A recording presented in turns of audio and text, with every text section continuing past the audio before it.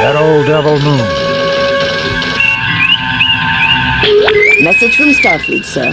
On screen, Lieutenant. The Enterprise will proceed to the Alpha Proxima system. While the indigenous race on Proxima 3 has not reached a technological level commensurate with entering the Federation, and therefore under the protection of the Prime Directive of non-interference, we do maintain a discrete monitoring satellite. It has picked up activity from an asteroid in an elliptical orbit. You are to investigate without interfering with life on the planet. According to the library computer, the Alpha Proxima system has 5 planets and an asteroid belt. A large asteroid is heading towards the inner planets and should pass close by Proxima 3. It passes through the interior of the system once every 200 years.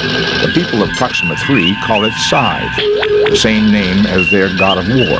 God of War, Mr. Spock? Isn't that a bit surprising from a people whose technology matches 20th century Earth? Considering the level of warfare during that century, I'm surprised that it is Earth that did not have a god of war. In any case, about a millennium ago, Proxima 3 suffered a globally devastating war. Blew themselves back to the Stone Age, Mr. Spock? Late Bronze Age, Ensign. They rebuilt their world in half the time it had taken to get there originally. But the Armageddon was mythologized as a battle between the Soths and Lucas. In that war, the planet was razed, and all the gods died except Scythe. He had rained fury down upon the world, then went off on a long dance of victory. His return is a time for worldwide soul-searching and atonement. And Scythe returns and our monitoring station picks up activity. It would seem that we should proceed to Alpha Proxima and scan Scythe.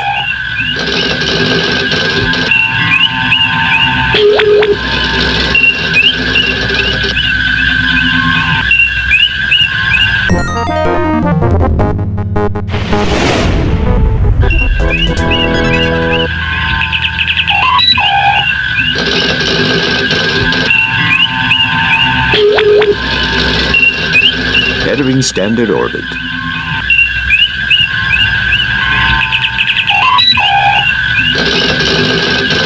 I am picking up primitive radio broadcasts from Proxima 3, sir, but nothing from Scythe.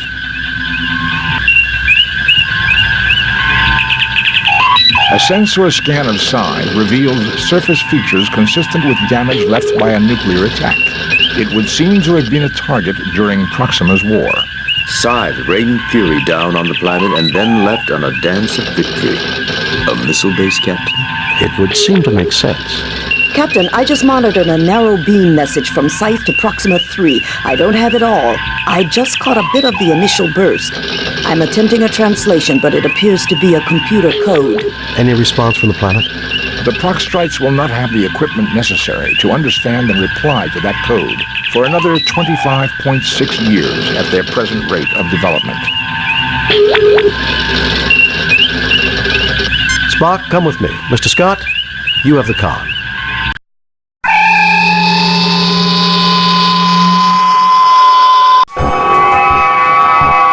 Captain, Mr. Scott wishes to speak with you. Mr. Scott? Aye, we've had some slight problems with the transporters. We didn't notice anything beaming down. Just a glitch in the main transporter program. Mr. Kyle is loading a backup and we're performing tests. The transporters will be down for about an hour. That will still give us plenty of time, Scotty. I know. I have the lads in engineering doing a complete overhaul of the ship's systems. Good, Mr. Scott. I'll keep you posted. Kirk out. The rocks have a high quantity of triphosphorus silver in them. I cannot get readings from this range, Captain. But if we do not hurry, there will be nothing left to get a reading on.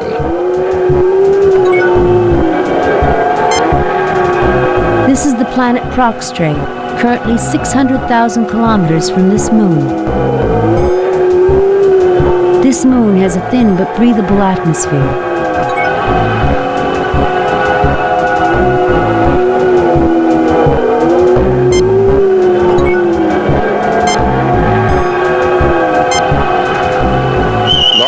quantities of atmosphere are being circulated through these rocks. I would guess there are storage units within this satellite which are constantly replacing the atmosphere that is lost because of this moon's weak gravity. Which means that this moon might still be inhabited, Mr. Spock. We have detected no signs of life, Captain, but the possibility does exist.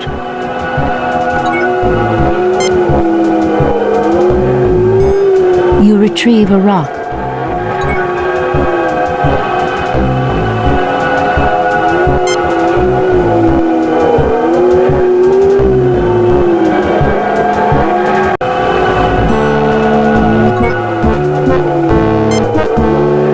Save new game. Replace. Captain, I'm afraid we got a wee problem here. What is it, Scotty? There is some sort of virus in the main computer.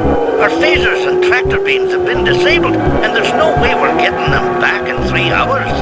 There goes our backup plan. Do what you can, Mr. Scott. Aye, I will, Captain. I may yet have a trick or two that I can pull, but don't count on any miracles. Isolate that virus. That's your number one priority. That it is, Captain. We'll keep you informed. Scott out. He looks at you with a puzzled expression. Working display panel, Captain.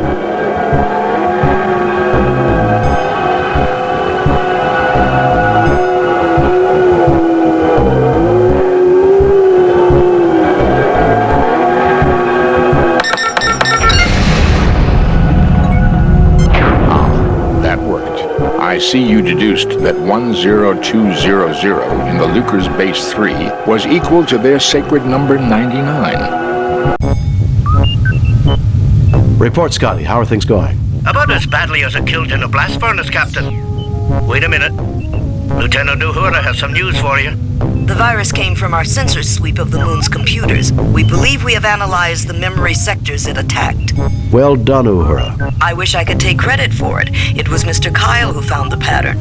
We are attacking it with antivirus programs. Computer science sounds more like medicine every day.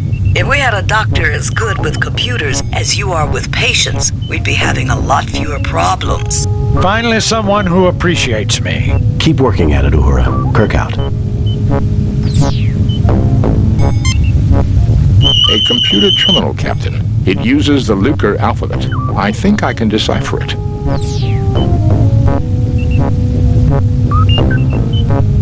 Nothing to report.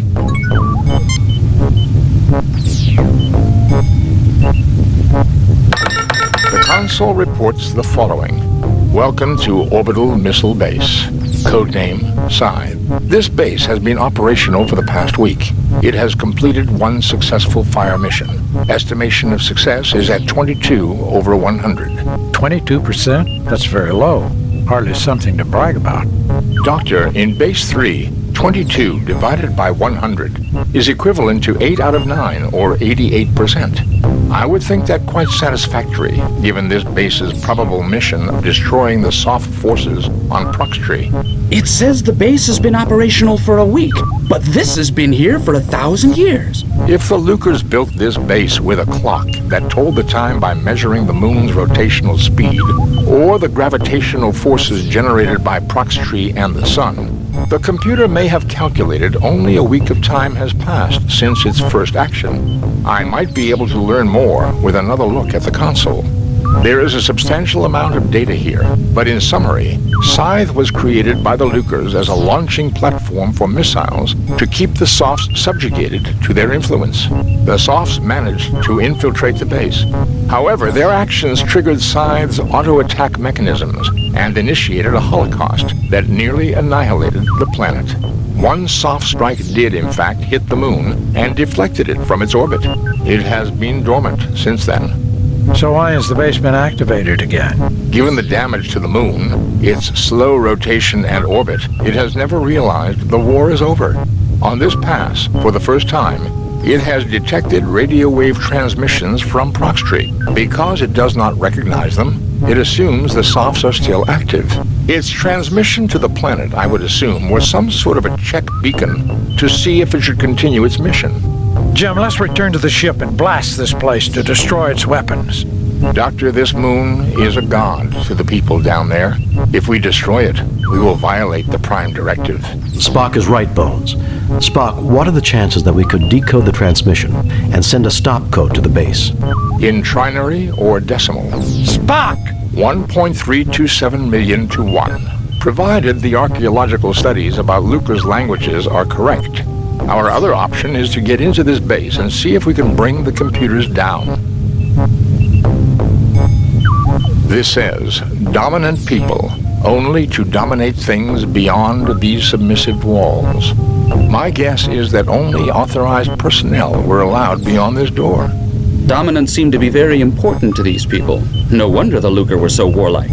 Actually, Ensign, they differ from your culture, only in that their language was explicit in their expressions of dominance and submission, rather than implied.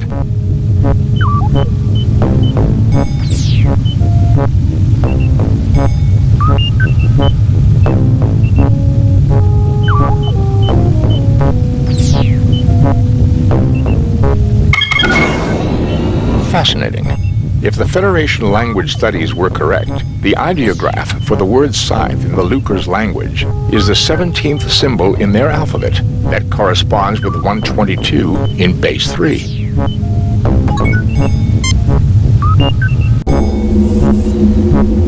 Captain, we have a cure for the computer virus. Well done, Uhura. I modified Cathral C to exclusively attack the Lucre virus. They annihilated each other, Captain. Fascinating, Lieutenant. The Klingons aren't going to be happy to learn that they helped us. How about the phasers and tractor beams? We may get the tractor beams online in time, Captain. I'm afraid even the backup phaser transmission codes were affected. We could destroy some missiles manually, but if this complex decides to launch more than 10 missiles at a time... Understood. The ball is in our court. We'll give it our best shot. Kirk out.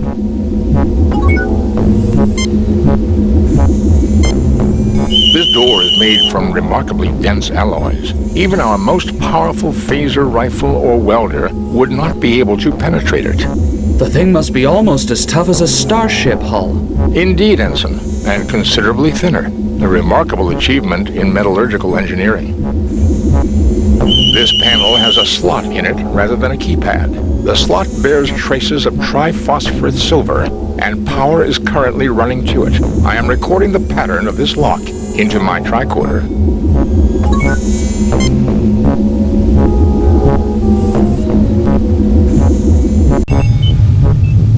Can't say I like the decor. The Lucres did not leave behind many examples of their architecture. I can see why.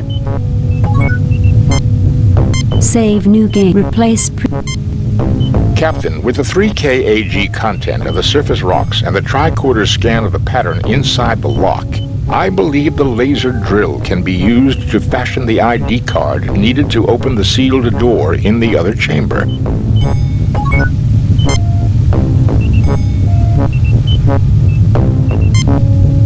These are display panels for the laser drill. They are still functional.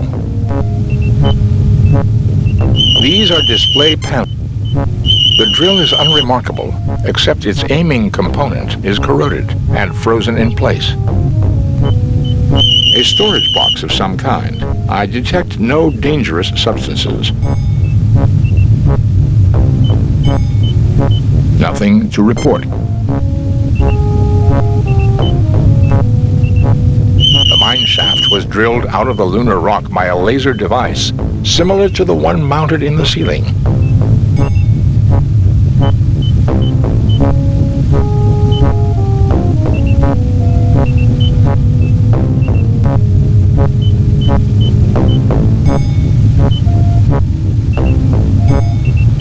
I used the keycard pattern scanned from the lock to program the drill. It should now be able to make a template of the keycard in the rock.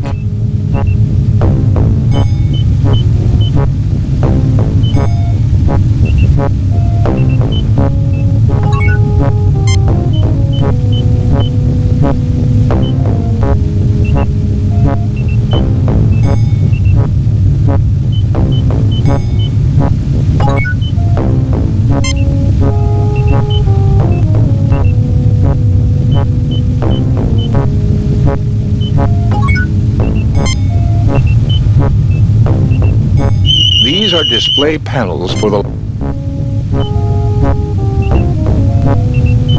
These are display...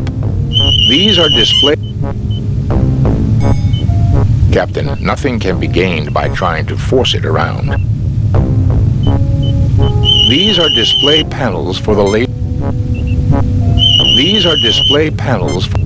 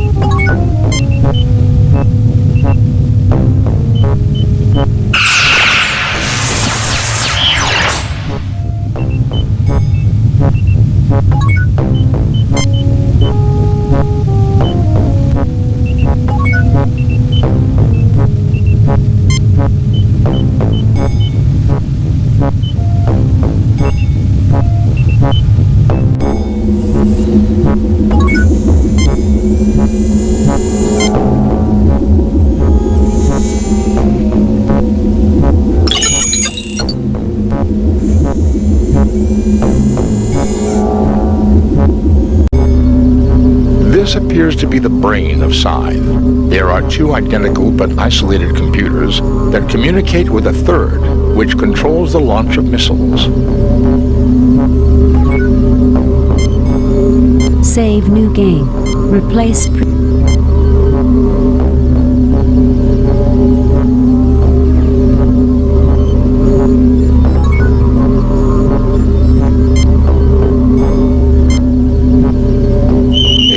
Uranium-235 nuclear device with lithium-beryllium shells to increase heavy particle fallout.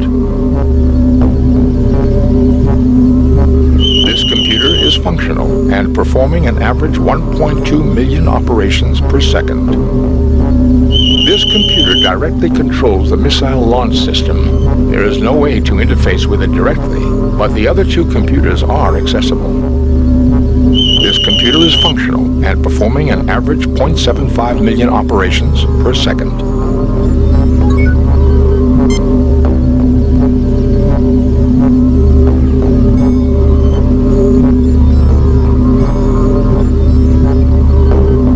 Welcome to Scythe Operations Center, Alpha Unit. Estimated time to optimal launch range is 3.21 hours adjusted. This computer cannot be accessed directly. It is controlled by the other two computers.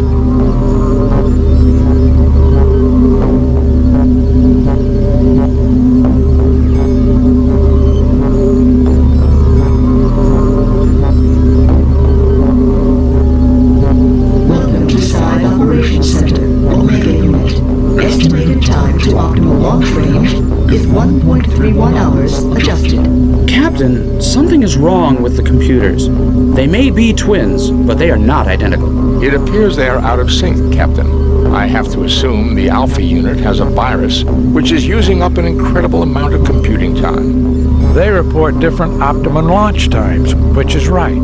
Given the elliptical orbit and the range at which they will pass Proxtree, the Omega unit is correct, but the window is very narrow. A variation of minutes will mean the missiles run out of fuel and fall harmlessly into the sun. Can you reprogram the Lucas computer to give us that time, Mr. Spock? Reprogramming an old alien computer is not simple, Captain. The odds against success are 10,221 to 1 against. Too bad all Omega here couldn't just take a sick day and miss the firing. Because the two machines are isolated, the virus did not spread from one to the other. If we could only bridge them.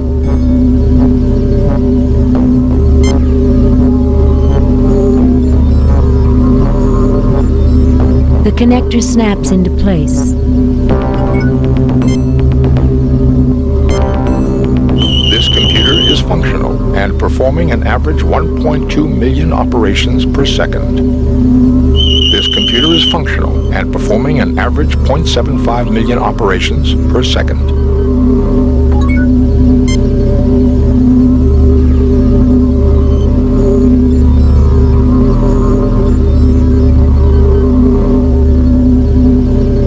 Welcome to Side Operations Center, Alpha Unit. Estimated time to optimal launch range is 3.21 hours adjusted. All three of the computers in this room are...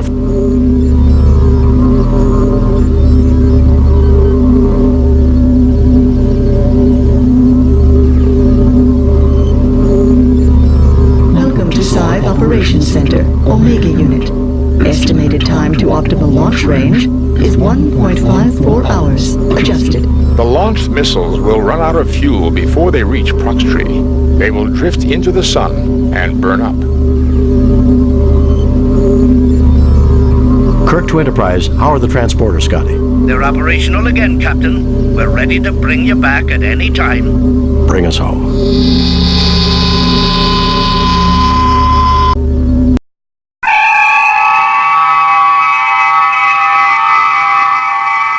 Message from Starfleet.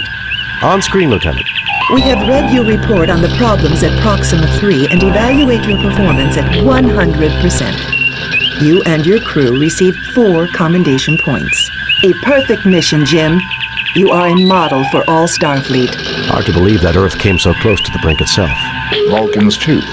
Both, in the end, looked into the abyss and came to the only logical conclusion. Logic? Humans? I'm dreaming, Jim. Sometimes it is harder and braver to make peace rather than war.